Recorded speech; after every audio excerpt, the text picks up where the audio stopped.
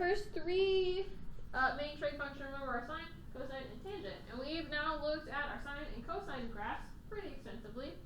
And then we did applications with our sine graphs. And now we're going to look at our other ones, our other functions. Specifically, today we're going to look at tangent. Then tomorrow we're going to look at our other reciprocal graphs, which are cotangent, cosecant, and secant. Now, the reason why we start with sine and cosine, and we also spend way more time on sine and cosine, is those are the ones that come up way more often. So, like, if you were going to only remember some of them, sine and cosine are way more important than the rest of them. Which means that on like your test, I'm not going to have you graph any of the tangent, secant, cosecant ones by hand. Okay. I might ask you to like give me information like what's the period of this, or has like state the reflections or things like that for these. But I'm not going to ask you to graph them by hand. I could ask you to like match them to a graph, right? Like for a multiple choice question, like give you the equation and say pick the graph, right? But again, remember that you will be able to use Desmos on this, so it's mostly just can you pick out which one matches the graph that you're seeing. So.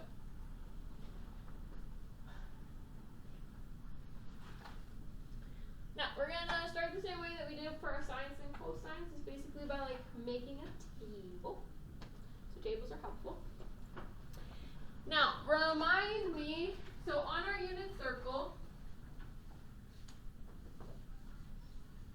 we can get sine and cosine, but how do we get tangent?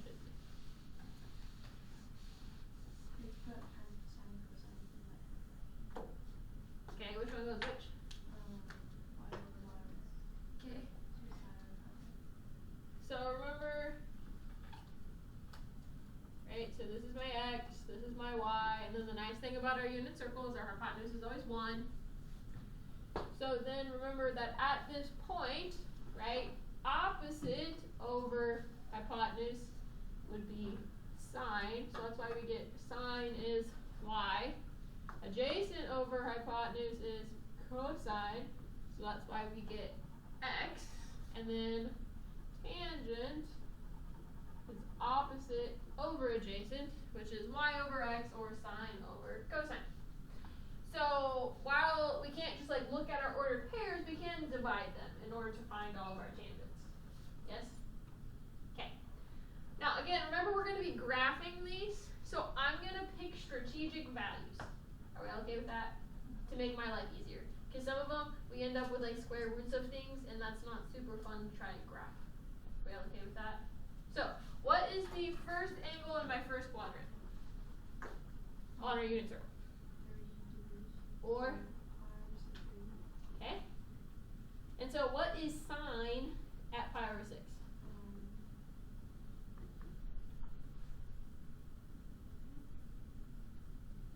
Yeah? 1/2. And what is cosine?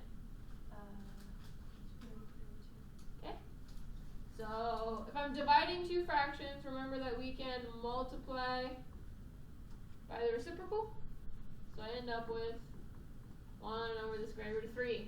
Is 1 over the square root of 3 going to be a very nice thing to graph? Not really. What's my next angle?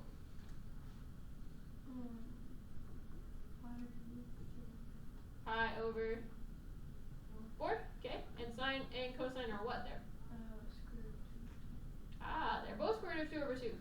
Okay. So this equals 1. Is that a nice thing to graph? Yeah. Okay. Then remember that pi over 3, or 60 degrees, okay? I still have the same triangle as my 30 degrees. We're just looking at the opposite angle. So remember that we just get these flipped.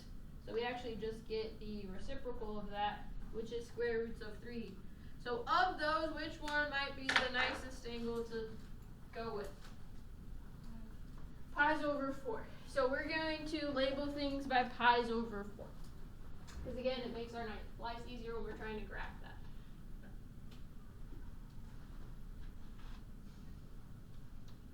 Alright, so we are looking at the function of f of x equals tangent of x. So it is still a trig function, so we are still plugging in angle values. Oh, sorry. Let's start at 0, not pi over 4. I'm going to plug in pi over 4 next.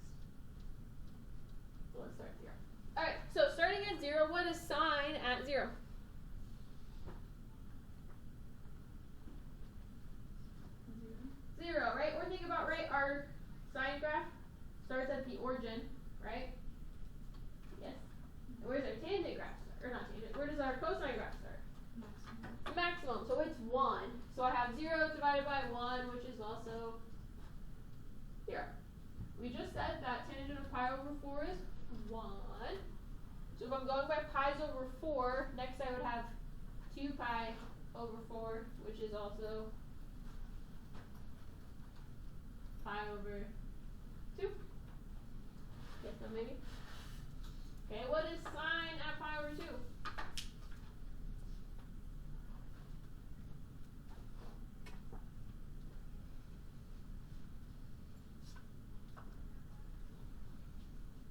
So we're now going up 1, so our y value would be 1. So now sine is 1 and cosine is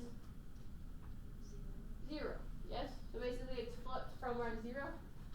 So I have 1 divided by 0. What's that? Undefined, right? It's bad. Not allowed to divide by 0. So we should have an undefined there. Oh, okay. We will talk about what that means for our graph here in just a second. So then, if I go another pi over 4, how many pi's of 4s do we have? So 1 pi of 4, 2 pi's of 4, 3 pi's of 4, yes? Agreed?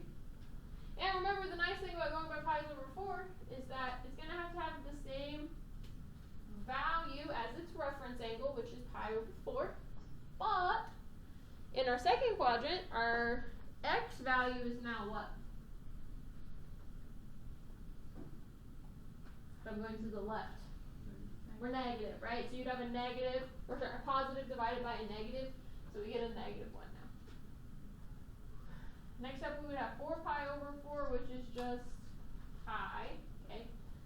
Which cosine is negative 1 there, but 0 divided by negative 1 is still just 0, right? It's not a negative 0, so we still have just 0.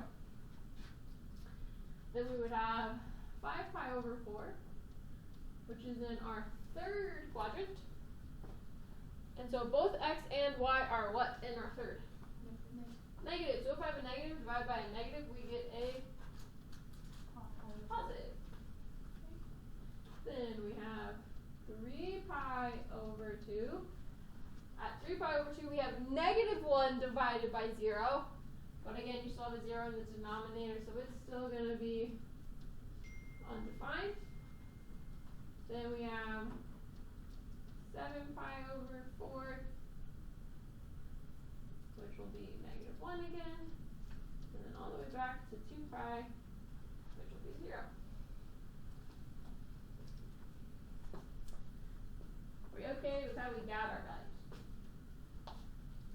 Alright, so let's start graphing some of those. Just like I went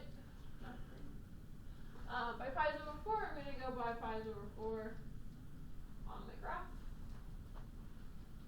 So starting at 0, we are at 0, 0. At pi over 4, I am 1. And then at pi over 2, we're undefined. What happens on a graph when we are undefined?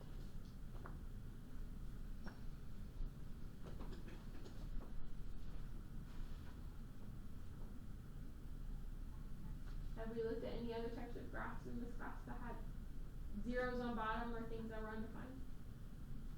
Doesn't it just go like straight across? Or no? Doesn't it go straight across? That would be if it was equal, if it had a slope of 0, right? So thinking of that though, right? Slope of 0 is horizontal.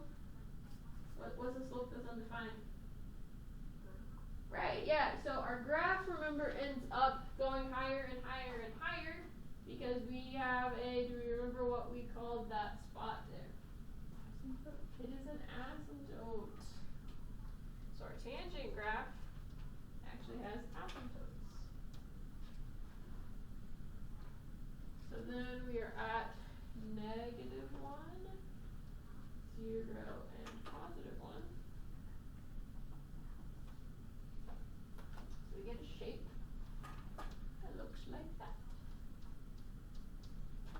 So it's kind of like a cubic, except it like straightens out on the ends.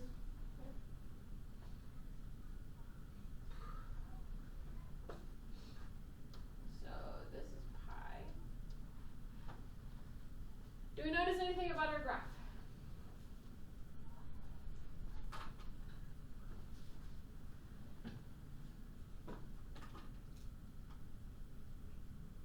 Yes.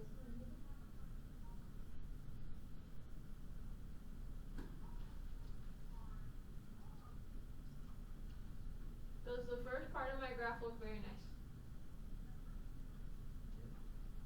Yeah, well, like, what's wrong with it? Oh, what, like the? It's kind of cut off. Yeah, it is. It's kind of cut off, right? Like, this is what the shape should be, right? Is this like kind of S-ish looking shape, right? And right now, my graph is cut off. But remember that it's gonna repeat itself forever in both directions because it's a periodic function, just like our sine and cosine are. So it's gonna have the same shape as this full one that we had over here. So we're at -1, and then we would come down. So that looks a little bit better. That also means that we would have an asymptote here. And the big thing for us is that, like, we want that full shape, like, all together. I don't want to have to, like, jump to get all of my values. So instead of looking from 0 forward, like we do with our sine and cosine, we actually look at this part for our first period. Just so that we can see kind of that full shape around my origin. Okay. The other thing that I want us to notice, okay, so this is pi/4, which means that if I'm going backwards, this would actually be at -pi/4. Yes? And we said that our asymptote here was at pi/2, which means that our first asymptote there is at -pi/2. Okay with that. Okay. How often does it take, or how long, like x-wise, does it take for it to repeat itself?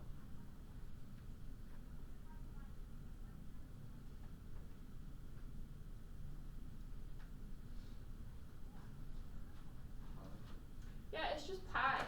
So notice that even if we were looking at 0, right, I go to my positive stuff, I have my asymptote, then I have my negative stuff.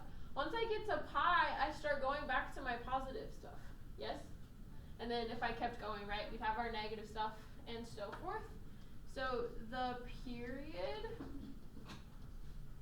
of tangent is actually pi instead of 2 pi. And we do have our key values like we did with our sines and cosines. But for our tangent, we start at an asymptote. So we have an asymptote. Then notice that I can't call my 1 and my -1 like maxes and mins this time because like it goes up and down forever. They're still key points. We still like those points. So I'm just going to put y equals -1. Then notice that I have my 0. Then I have y equals +1. And then we have our second asymptote. Because remember, I have to start and end at the same type of thing. So in this case, it's an asymptote. The other nice thing about our graphs, remember, is that they're very like symmetric, meaning that this 0 is exactly halfway in between. My y equals -1 is exactly halfway in between my asymptote and the 0, and the y equals 1 is exactly halfway in between the 0 and the second asymptote. That also means that like half of our period has to be before the graph, and half of the period has to be after that origin spot, because of how we're drawing it.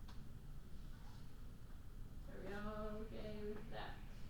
Questions so far?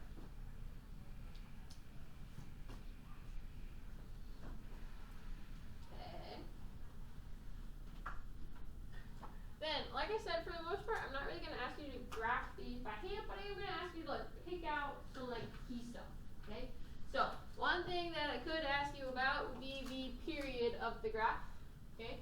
So right now this is y equals, it's kind of small, so I'm going to write it out, tangent of x/2. have a b value there. The b works the same way as it did with my sine and my cosine. Do I have a b value? Yeah. What's my b value? Yeah, so but the x times b is times my x. So yes, the over 2 is my b value. But what is b then? 1. Because usually b is being multiplied, so if it's being divided, that means it's a fraction. Okay. Now, with our period, it has a similar format or formula. Okay. So for our sine and cosine, it was what over b? To find the period of the graph.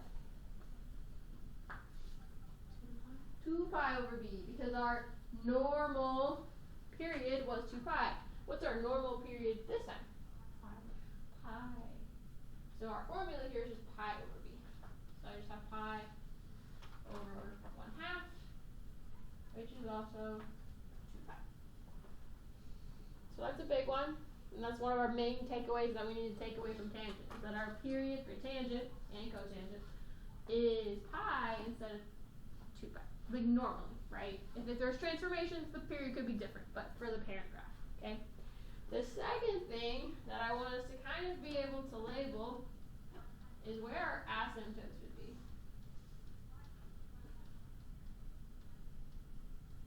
Yes, no, maybe. Okay, so going back to this one, when my period was pi, okay, again, we said we had to have half the period before and half the period after. So where was my first asymptote? Right, and then my second asymptote was at pi over 2. So this time, if the period is 2 pi, and again, I have to have half the period before and half the period after, and we have to start and end at an asymptote, where does our first asymptote have to be? Negative pi. And then where would our second asymptote be? Just pi.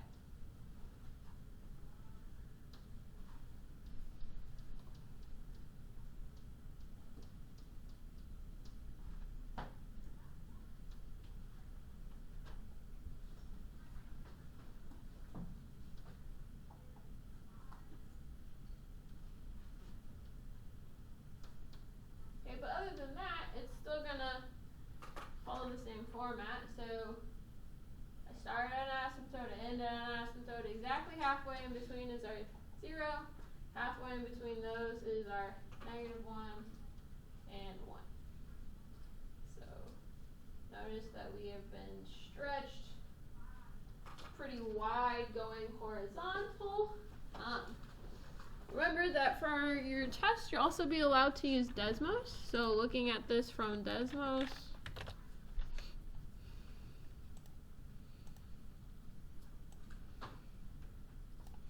if I just start with tangent of x, right, this is what we have, which is pretty similar to what we had.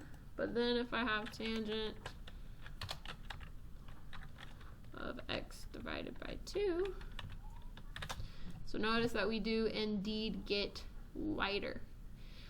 The reason why I kind of still go over how to find these asymptotes is because when we're looking at this graph, it can, like our pi's and pi's over 2 are all kind of just like hanging out halfway in between. So it can kind of be hard to like figure out where that is. Okay.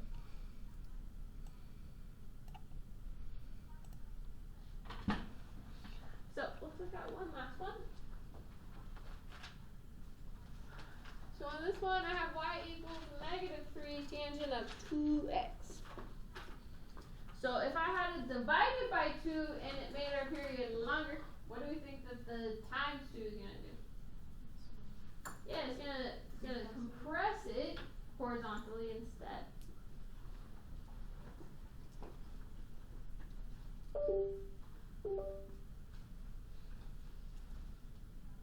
And the reason is because, again, our b value is still the number that's there. So now I have pi divided by b. It's just pi divided by 2. So we're half as wide as we normally are. Okay. What do we think that negative in front is going to do? Or what does the negative in front normally do?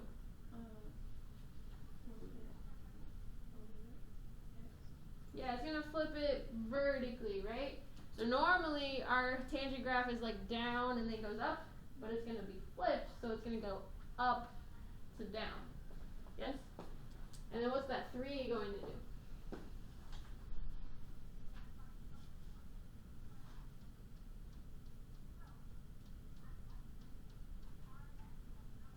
Make the graph like taller. Yeah.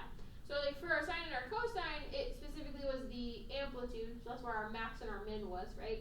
Again, we can't really think of it like max and min because tangent goes up and down forever, but that is where instead of being at 1 and -1, it's now going to be at 3 and -3, so it still has stretched it.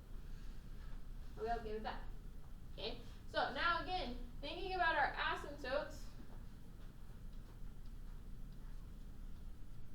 if our period is now pi over 2, and half of the period has to be before, and half the period has to be after, where are asymptotes going to be this time?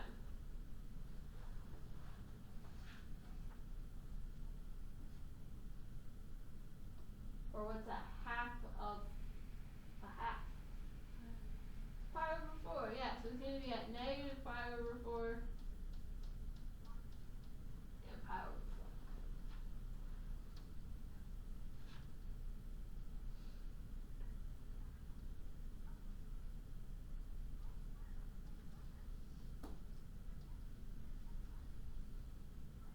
So we actually get something that looks like that. For the most part, I just want you to be able to identify, like I said, your period and your asymptotes for these. And then, just like we did with the other one, we should be able to graph this. So this time we have tangent of 2x, which is what we said makes it kind of skinnier. And then we have a negative in front, which is what indeed does flip it. And then the 3 is going to make it taller. So we end up with this thing that's been kind of squashed and stretched. So it's really skinny. Okay. What questions do we have there?